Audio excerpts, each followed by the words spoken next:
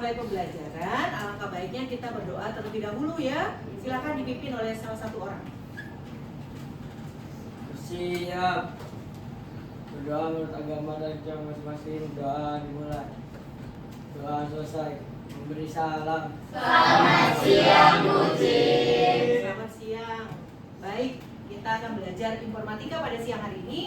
Namun sebelum itu Ibu mau absen dulu. Kira-kira siapa yang tidak hadir pada siang hari ini? Hadir semua. Oh, hadir semua. Oh, bagus sekali ya, luar biasa hari ini. Semuanya sehat dan masuk dalam pembelajaran.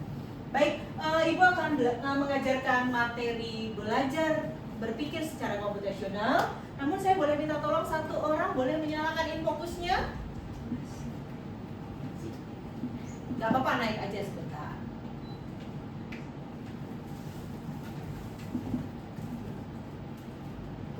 Kita tunggu ya. Hari ini kita akan belajar mengenai berpikir secara komputasional. Artinya apa? Memiliki pola pikir yang kritis di bidang komputerisasi. Boleh lihat ke depan dulu semuanya ya. Kita sama-sama perhatikan dulu. Oke. Tujuan pembelajaran kita pada siang hari ini adalah agar peserta didik itu mampu memahami strategi apa yang berkaitan dengan algoritmik standar sebagai penerapan berpikir secara komputasional pada berbagai bidang untuk menghasilkan beberapa solusi dari persoalan dengan data diskrit yang bervolume besar. Artinya, kita di sini diminta atau diharapkan berpikir secara proses atau prosedur standar dari algoritmik. Nah, kira-kira kalau kita belajar tentang algoritma, itu susunannya sama seperti kayak matematik. Artinya apa? Kalau berpikir secara matematik, artinya kita menyusunnya itu secara runut. Tidak ada yang ketinggalan di dalamnya. Artinya mulai dari inputnya, prosesnya, sampai dengan outputnya itu dibuat secara terstruktur. Lanjut. Nah, kalau bicara tentang algoritmik, maka kita harusnya berpikir secara realistis. Nah, ada beberapa pertanyaan pemantik yang mungkin mengingatkan kalian kembali. Kalau di sini kita bicara, ketika kalian menghadapi suatu permasalahan yang harus kalian selesaikan, tentunya kalian menentukan sebuah strategi. Benar atau salah? Benar, pasti punya strategi ya. Nah, kira-kira menurut kalian apa sih strategi itu? Ada yang bisa menjawab nggak? Apa strategi itu? Oke, silakan. Kira-kira menurutmu apa itu strategi? Menurut saya strategi itu rencana atau rangkaian tindakan yang dirancang untuk mencapai tujuan tertentu. Oke, suatu kegiatan yang dirancang untuk mencapai tujuan tertentu.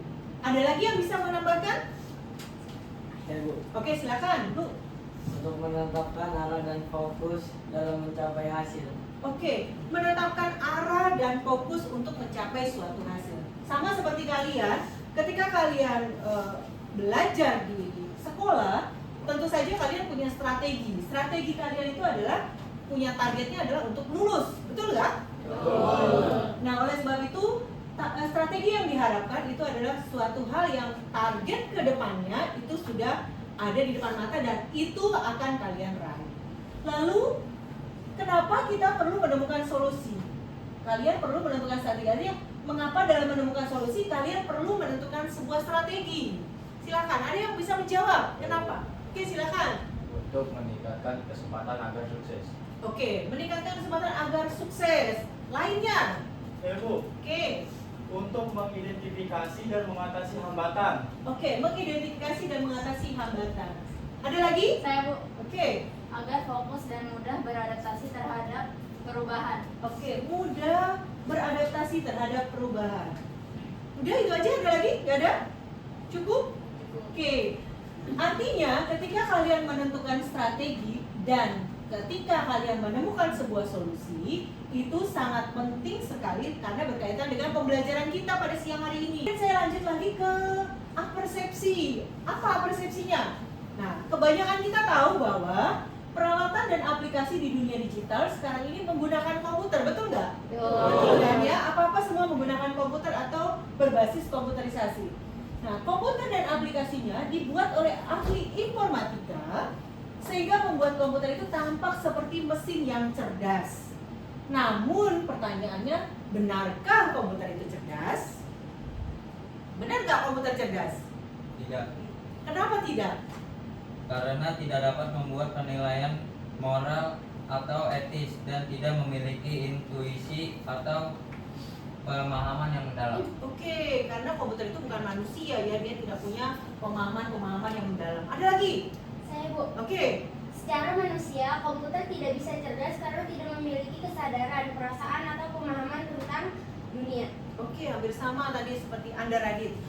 Sama seperti manusia. Nah, karena komputer tidak bisa dibandingkan dengan manusia pastinya. Ada lagi? Saya Bu. Oke, silakan. Tidak tepat, karena kecerdasan komputer merupakan hasil dari pemrograman yang canggih. Kemampuan mereka untuk memproses data dalam jumlah yang besar. Oke, memproses data dalam jumlah yang besar. Oke. Lalu bagaimana komputer bisa melakukan tugas seperti manusia? Saya Bu. Oke, silakan. Adanya kecerdasan buatan, contohnya navigasi GPS. Oke, dia menggunakan yang namanya kecerdasan buatan atau yang dikenal sebutannya adalah artificial intelligence. Seperti navigasi GPS ya. Nah, kalau kita bicara tentang navigasi kan kalau kamu mau ke rumahnya Deborah, nggak tahu alamatnya, cukup menyalakan navigasi dan dia akan beritain kamu belok kanan, belok kiri, gitu ya. Ya. Nah, itu yang disebut dengan kecerdasan komputer. Ada lagi? Saya Bu, Oke. karena mengikuti instruksi spesifik yang diberikan oleh programmer melalui algoritma, contohnya seperti kalkulator. Contohnya seperti kalkulator. Oke. Artinya, kenapa dikatakan di sini benar nggak sih komputer itu cerdas? Ternyata komputer itu bisa cerdas kalau ada yang menggunakannya atau ada yang memerintahkannya. Yang memerintahkannya itu kalian dan saya. Gitu. Itu yang disebut dengan user interface. Gitu. Oke, sampai sini cukup jelas? Oke, baik. Kita lanjut ya. Oke. Nah, sekarang kita masuk ke inti materinya. Inti materinya ini adalah apa sih berpikir secara komputasional itu? Pertanyaannya kan itu ya. Bu, kenapa kita berpikirnya secara komputasional? Kita kan manusia, nggak perlu secara komputasional. Gitu. Nah, ternyata itu penting berpikir secara komputasional. Kenapa? Artinya kalian akan berlatih berpikir seperti seorang ilmuwan. Ada yang di sini disebut ilmuwan? Ada, oh ada profesor ya. Nah, artinya bukan berpikir seperti komputer, tetapi karena komputer itu adalah mesin, jadi proses berpikirnya itu kita harus melampaui, gitu ya, melampaui dari komputer sebagai notabene adalah mesin. Kemudian kegiatan utamanya apa nih? Kegiatan utamanya, nah kegiatan utamanya itu adalah menyelesaikan masalah atau yang dikenalnya sebagai problem solving. Nah ya, seperti itu. Jadi ketika kita menemukan solusi yang efisien, efektif, dan optimal, maka solusinya bisa dijalankan oleh manusia maupun mesin. Artinya kalian ini yang harus membuat perintah kepada si komputer tersebut agar dia mau nurut mengerjakan apa yang kalian perintahkan. Artinya kamu nggak bisa bilang ke komputernya, "Hai komputer jalan," nggak bisa. Nah, komputer itu bisa bergerak apabila kalian memerintahkan. Nah, makanya dikatakan bahwa kalian harus berpikir secara komputasional, itu efisien, efektif, dan optimal. Oke, sampai sini cukup jelas? Ya. Oke, di sini dikatakan persoalan apa yang akan diselesaikan. Nah, sebetulnya hampir semua persoalan sehari-hari itu mengandung konsep komputasi. Kan kayak kamu misalkan berpikirnya sebenarnya simpel aja gini. Ketika kamu mau minum kopi, maka kamu harus ikutin prosedur komputasionalnya, berpikir kritis. Gak mungkin tiba-tiba ketika kamu mau minum kopi, kopi itu ada di depanmu. Kamu kan harus membuat racikannya, betul ya? Kayak kamu memasak air panasnya, kemudian membeli sasetnya, masukkan ke dalam gelasnya, dicampurkan dengan air panas dan sebagainya. Itu adalah salah satu berpikir secara komputasional. Bagaimana manusia dapat mengambil problem solving dari masalah tersebut. Oke, sampai sini cukup jelas ya? Ya. Oke, saya lanjut lagi. Kalau ada pertanyaan boleh bertanya. Oke, saya lanjut. Nah, apa sih berpikir komputasional itu? Nah, contohnya adalah di sini kita gambarkan ada sebuah robot yang bertugas melayani penjualan di restoran. Itu akan mengantar makanan, kemudian dan obat untuk pasien di rumah sakit. Yang artinya sama seperti tadi siapa tadi yang menyampaikan Zevania ya, yang katanya harus ada artificial intelligence atau yang dikenal dengan kecerdasan buatan gitu ya. Nah ini juga sama, si robot ini bisa dia melayani pembeli, dia bisa mengantar makanan, dia bisa mengantarkan obat-obatan. Nah itu adalah salah satu bukti kecerdasan buatan yang ditanamkan di dalam komputer gitu ya. Kemudian sistem komputer pada hakikatnya meniru dunia ini untuk dijadikan dunia digital sehingga dapat membantu atau menggantikan manusia. Tapi permasalahannya adalah sekarang ini hampir semua dunia usaha sudah melibatkan yang namanya kecerdasan buatan. Artinya apa? Manusia sudah semakin kecil kesempatannya untuk di dalam dunia pekerjaan. Tapi bukan berarti semua bisa dilakukan oleh komputerisasi. Kita pun harus punya daya juang agar manusia memiliki kesempatan di dalam dunia pekerjaan. Jadi kita nggak boleh bersaing atau kalah dari kecerdasan buatan yang dibuat di dalam atau ditanamkan di dalam komputer seperti itu ya. Nah kita masuk ke fungsi ya, ini materinya yang di dalam berpikir secara komputasional. Fungsi di sini adalah pengertian matematika atau korespondensi yang hubungannya terjadi antara sekumpulan nilai dan sekumpulan output. Di dalam mengerjakan atau memproses kita punya dua proses. Yang pertama itu adalah computing the function, yaitu adalah proses menentukan nilai output tertentu di mana fungsi diberikan sebuah nilai input, dan ini bisa dikerjakannya secara komputerisasi dan bisa juga dikerjakannya menggunakan non komputerisasi atau kita mengenal istilahnya adalah plug dan unplug gitu ya, seperti itu. Nah, kemampuan untuk menghitung fungsi karena fungsi komputasi dapat digunakan dalam memecahkan masalah. Jadi jangan salah, berpikir secara komputasional itu punya nilai poin yang sangat penting. Nah ini adalah salah satu contoh fungsi. Jadi kalau misalkan kita sebelum mencantumkan ke algoritma atau ke flowchart atau dituangkan ke dalam program, kita harus tahu dulu bentuknya. Contoh di sini adalah menghitung luas persegi panjang. Apa yang kalian tahu ketika menghitung luas persegi panjang? Apa yang harus ada? Oke, panjang dan lebar. Oke, panjang dan lebar untuk menghitung luas persegi panjang. Nah, di dalam flowchart, ini adalah flowchart ya. Kita harus mengetahui kalau dia punya panjang dan lebar sebagai variabel, maka kita harus masukkan ini ke dalam inputnya. Berarti kita harus tahu dulu yang jadi input di dalam luas persegi panjang itu adalah variabel panjang dan variabel lebar. Oke, berarti di dalam proses di sini adalah mencari luas di mana luasnya itu adalah panjang kali lebar. Dan kemudian dihasilkan outputnya. Outputnya yang dicari apa? Luas. Yang dicari adalah luasnya gitu ya.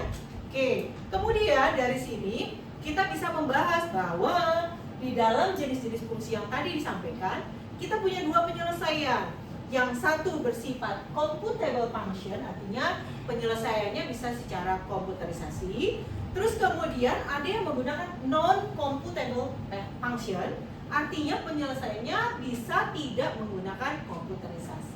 Salah satu contoh computable seperti apa?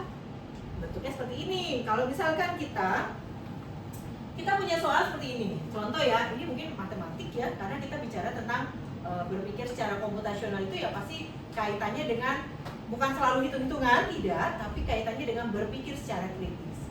Contoh, di sini ada computable function. Kalau kita lihat di depan, kita lihat di sini ada rumus apa di sini?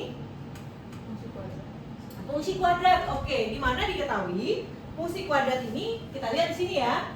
Fungsi kuadratnya itu adalah fx sama dengan x kuadrat ditambah 5x. Betul ya? Nah, kalau secara logika, cara memecahkan ini kan kamu harus pecahkan satu-satu nih untuk terjadi supaya tahapan algoritmanya itu dapat digunakan. Contohnya gitu, berarti kita mau buat algoritmanya. Berarti kita mulai dari start atau mulai, kemudian present yang kedua masukkan nilai x. Dari mana nilai x-nya? Karena bentuk fungsi kuadratnya adalah fx sama dengan x kuadrat ditambah 5x. Oke. Kemudian hitung nilai A1. A1-nya kita yang mana? Ini kita pecah. Ini nilai X, ini nilai A1, ini nilai A2. A1 ditambah A2 menghasilkan A3. Maka A1-nya adalah X kuadrat. Kita pecah, kalau di dalam algoritma itu nggak langsung X pangkat 2, tetapi X kuadrat itu sama saja dengan X kali X. Kemudian A2-nya berarti 5 kali X. Maka dihasilkan A3 itu adalah penjumlahan A1 ditambah A2. Maka di akhir di sini kita sebutnya adalah cetak nih. Nilai apa yang dicetak? Nilai A3 atau Fx-nya. Nah, setelah ini selesai, masih ada nggak yang harus diproses atau eksekusi? Nggak ada. Kalau nggak ada berarti kita selesai. Nah, kalau di sini bagaimana? Ini pernyataan di matematik. Kalau misalkan X-nya diketahui 2, berarti semua nilai X di sini diganti dengan 2. Ini nilai fungsi kuadrat. Berarti F2 sama dengan 2 pangkat 2 ditambah 5 kali 2. Hasilnya adalah 14. Jadi kalau matematiknya ya, tapi kalau algonya prosesnya seperti ini. Ada yang bingung? Oke. Nah, anak-anak, sekarang kita coba untuk mengerjakan tantangan di sini. Di sini ada tantangan di mana kita diminta untuk membuat sebuah flowchart, algoritma, dan program untuk menghitung jumlah yang harus dibayar, di mana lama menginap dikali harga kamar per hari, kemudian dikerjakannya secara berkelompok yang terdiri atas 4 orang. Nah, kira-kira tools yang akan kita gunakan pada siang hari ini adalah kita menggunakan tools unplug dan plug gitu ya. Namun sebelum kita mulai mengerjakan, Ibu minta tolong kalian membuat grup kelompok dulu. Kira-kira grup kelompoknya yang mana nih? Udah setuju 4 kalau nggak salah ya? Kita bikin seperti itu. Kira-kira kelompok yang sudah 4 orang komplit angkat tangan. Oke, 1, 2, 3. Oh, kamu di sini ya? Oke, baik. Boleh saya minta tolong perwakilan kelompoknya dulu untuk mengambil peralatan untuk membuatnya terlebih dahulu.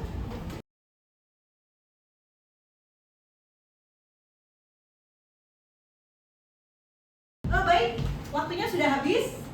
Ibu minta tolong kalian untuk tiap-tiap kelompok maju ke depan mempresentasikan hasil diskusi kalian.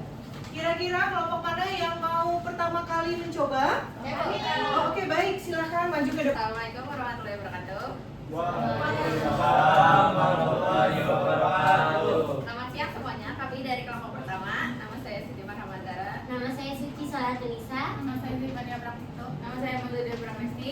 Kurang lebih hasil dari tantangan yang tadi itu seperti ini. Nah, untuk menjawab pertanyaan di belakang, hasil dari diskusi kami yaitu yang pertama, menurut kami kalau dikerjakan bersama-sama itu pasti akan lebih mudah. Lalu yang kedua, menurut sepemahaman kami ada 2 cara untuk menyelesaikannya, yaitu komputerisasi dan non komputerisasi. Contohnya itu komputerisasi itu seperti yang kita lakukan sekarang, dan non itu menggunakan kertas. Lalu yang ketiga itu kurang lebih sama dengan yang lain. Dan yang keempat, menurut kami cara yang lebih efisien yaitu menggunakan cara komputerisasi.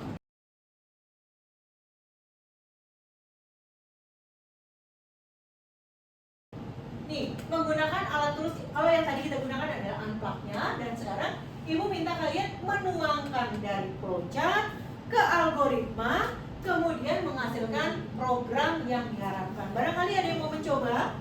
Barangkali ada satu volunteer yang akan mencoba mempraktekkan menggunakan program Pascal ini. 1 orang saja. Ayo silakan Siti Marama. Silakan.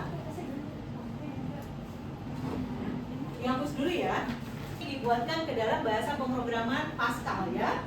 Oke, contoh yang paling sederhana sekali adalah program menghitung. Oke, ini adalah judul programnya, menghitung jumlah biaya.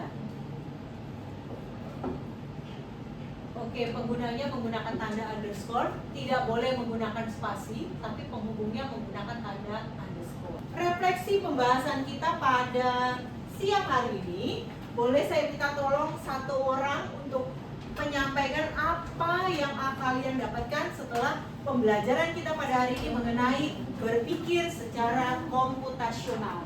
Boleh saya minta tolong 1 orang? Oke, silakan Siti Marama. Boleh berdiri di sini, silakan menyampaikan ke teman. Pembelajaran kali ini, baik merancang flowchart, algoritma, atau menuangkannya dalam program, kita harus berpikir kritis untuk menghasilkan output yang efektif dan efisien. Oke, baik. Terima kasih. Hasil refleksinya luar biasa. Jadi, kalau kita mau mendapatkan suatu suatu proses berpikir komputasional yang efektif dan efisien, maka kita harus terus mencoba. Mencoba apa? Seperti salah satu tadi adalah menggunakan program dalam penyelesaian masalahnya. Ibu cukupkan pertemuan kita pada siang hari ini sampai di sini. Silakan melanjutkan pembelajaran kalian di kelas. Kemudian Ibu berharap kalian mempelajari tadi yang sudah kita pelajari mengenai program, dan hasilnya diharapkan minggu depan di antara kalian ada yang bisa menyelesaikan permasalahan yang tadi. Sampai di sini pertemuan kita dan Ibu ucapkan terima kasih.